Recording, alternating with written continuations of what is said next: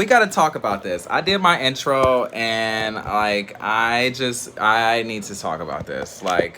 This is going to be okay, content warning, trigger warning, content warning, Celtic spread, Celtic cross, just all of the things Irish, okay, Scottish, or shall we say even Welsh, but mostly Celtic is the word and nomen and monomer we'll use today. Heavy, okay, let's wait. Okay. Let the Lord say amen. Heavy Celtic sword energy, y'all. If you do not know who Shango is, if you do not have a prayer, you're gonna roll up with me, y'all. Hashtag Duchess in the house. This is Java or Barry or whatever the fuck. Get your supplements on. This is y'all read. General read. Take what resonates, leave the rest. So with tarot, Celtic energy is often understood as Ogun, or on YouTube land as the hunter, the warrior, the hunter, the giver. Okay, girl. But we want to really focus more, especially on my channel, the hereditary nature of where Celtic energy sort of comes from. And that is not of the origin most folks, okay, would lay claim to when talking about, okay, hashtag Ace of Swords. Okay. With every depiction of the Ace of Swords, at least in my experience, there is always a gravity towards the actual object in itself, the sword, okay? Whereas other aces don't have as much of an emphasis on the objectification or object of intention that is preset to the overall energy of the card. Whereas Ace of Cups, you'll have water spilling out of the cup. You'll have, there's an alliteration on something other than the actual cup itself. Ace of Wands, you'll have an alliteration on the wand story or hearing about what ace energy is. But with Ace of Pentacles, even, you're thinking about money. You're not actually thinking about the pentacle in itself, right? However, with the Ace of Swords, you are thinking about the sword in itself, and not just any sword, the ace in itself. So it's not that it's a narcissistic energy, but it is sort of confident in its esteem. It doesn't rely on the vulnerability of others' insecurity. Okay? Whereas a Shango, a red person, a fiery person, they're going to be a show-off. And they're going to need validation from other people. And that's just a big clarity I needed to get clear, okay? I just had to say that. You can't expect the Ace of Swords to be nonchalant. It's going to be friendly. Because literally everybody knows about it. And literally, it's the only card in tarot that I would argue, besides maybe some other things that we'll get to in a moment, that really focuses on itself. So anytime the Ace of Swords comes out, self-care, not love, is the best thing, okay? Self-care is painful. I don't know if you're trying to wash your face. That shit requires energy, okay? You can't just sit there, especially with the Ace of Swords, and act like, oh, okay, well, it's gonna be totally fine and dandy. Ace of Swords is about turmoil. It's about combating. It's about meeting two negative opposites together in a cutting way. To cut is sort of the conjugative verb with the sword.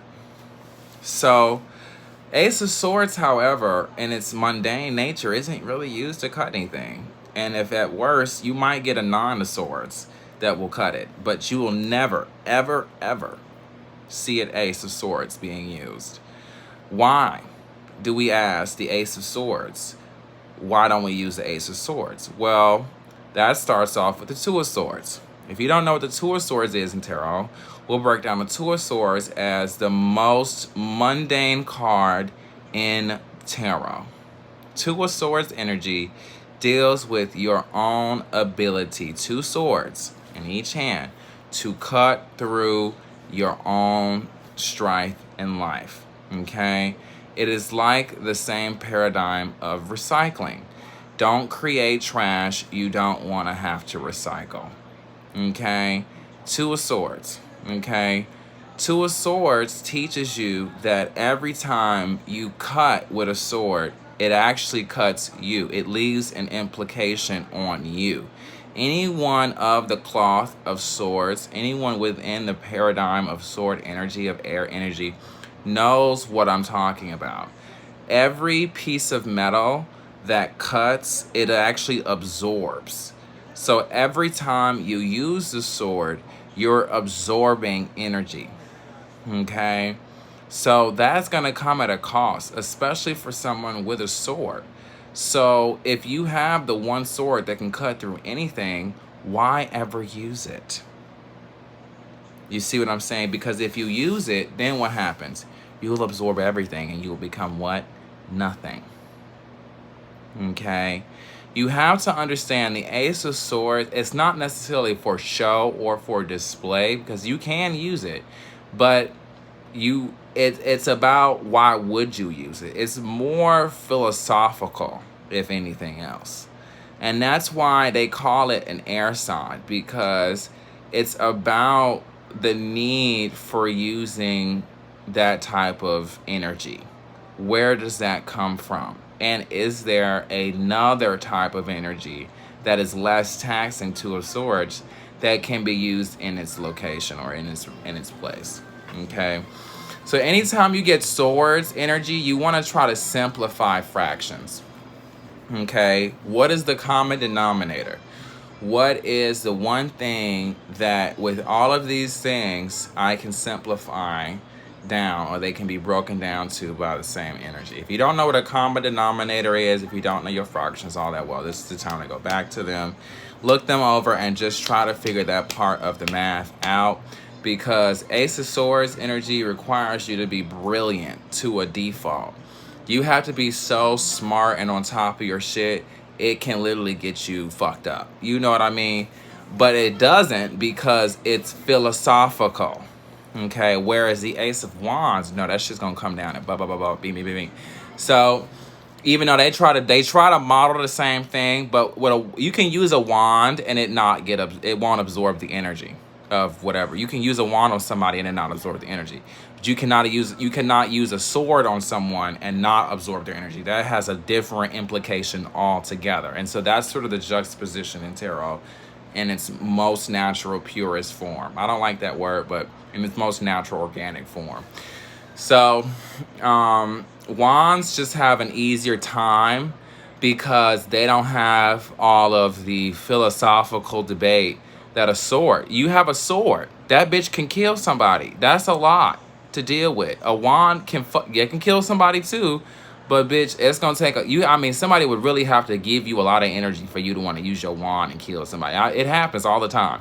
But I'm just saying, bitch, it's much easier to kill somebody with a sword than a wand. You see what I'm saying? But you don't use the swords to kill people. You see what I'm saying? Unless it's some other shit going on, which is actually coming up soon. Queen of Swords is coming up. And she's the one person in the tarot you do not want to know. I don't know why everybody... No, High Priestess is the one you kind of fuck with. But no, do not get that twisted. Queen of Swords, worst card in tarot. That bitch will fuck you up. She can use her sword and will not hesitate. That's the one that everybody's really afraid of, because she's the one who's really running things, okay? But she doesn't mind you knowing that, yet you have to know what to do with it. It's a sword. You can't just use that information lightly, okay? So you have to realize, again, swords have a juxtaposition in life. Why use the sword? because it's going to wind up absorbing whatever you cut. See, the whole point of the cut is so that you get rid of it, right? But you actually absorb it with the cutting, and it becomes more of you. You would never want to cut something that you didn't want to be a part of you. Okay? So you have to remember that when cutting is involved, there's actually like it's called splicing, where it cuts and then it binds in this weird way. It's a glue to it too. Okay, that doesn't happen with every card. Okay, there is some ramification to the sword to energy, which we can talk about more later with Ten of Swords. Ten of Swords is probably the best tarot card because that is the card that is, or like Justice. Justice is like a Ten of Swords where no matter who's right, who's wrong, you'll wind up getting something, which is the point. Two of Swords, no. Three of Swords, maybe, but no. 4, 5, okay. Now, when we start getting into the Royal Court that is the one you do not want to fuck with. Wands, fuck with them. Water, fuck with them. Cups, fuck with them. Pentacles, But swords, no, definitely not. Okay? Somebody had a contestation about that, actually. I saw on YouTube, there were swords energy.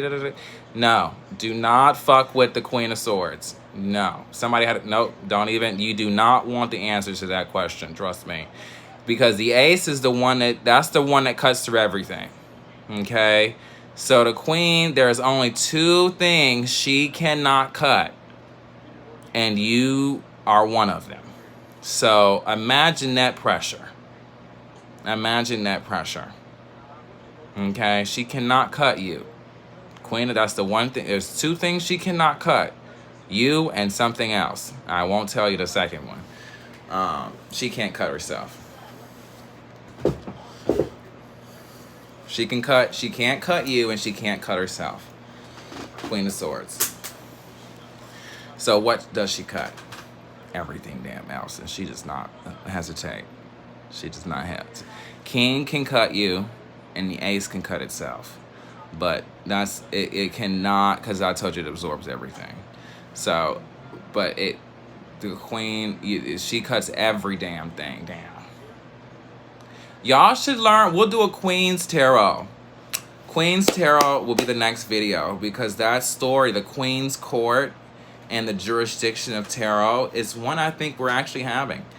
This lay of land. The Tarot Queens have a whole organizational chart for this shit. And it's by legislator. It's emotional. Oh, it's logical. Oh, it's pretty. Oh, it's structured. It's just a legislator, girl.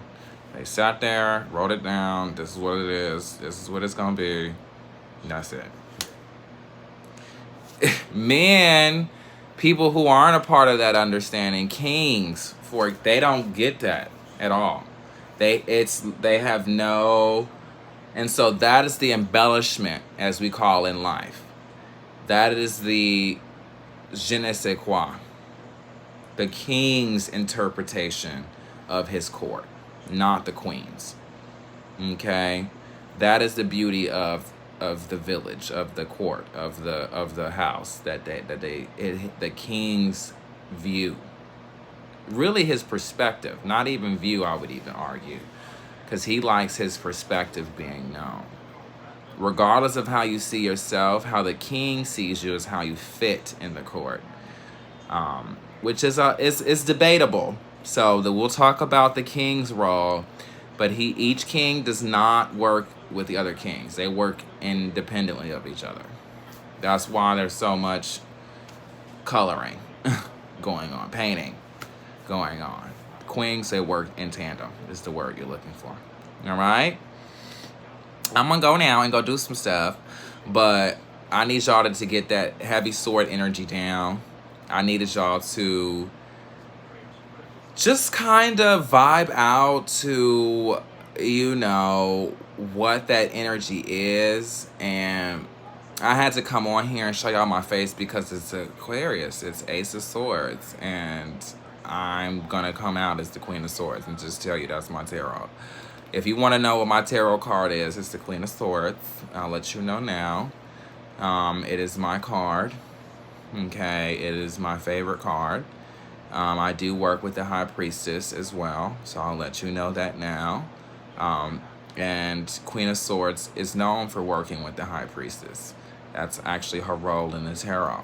So we'll get to that more later, but I just wanted to mention that as subscribers or as viewers on my channel. Okay, again, this is free knowledge. We're all practicing. I need to practice because I need to turn in these term papers. And I got to get all of my dialects out. I got to get all of this English out. And I got to get all this information somehow, you know, available. So we're going to type all this up soon. So look for the new tech updates. And I'm going to type all this up for my visual learners. Okay, this is more for my auditory learners. So I'm going to do something for my visual and my kinetic folk too. Okay, follow me on the Instagram, Messy Reads, Reads Messy.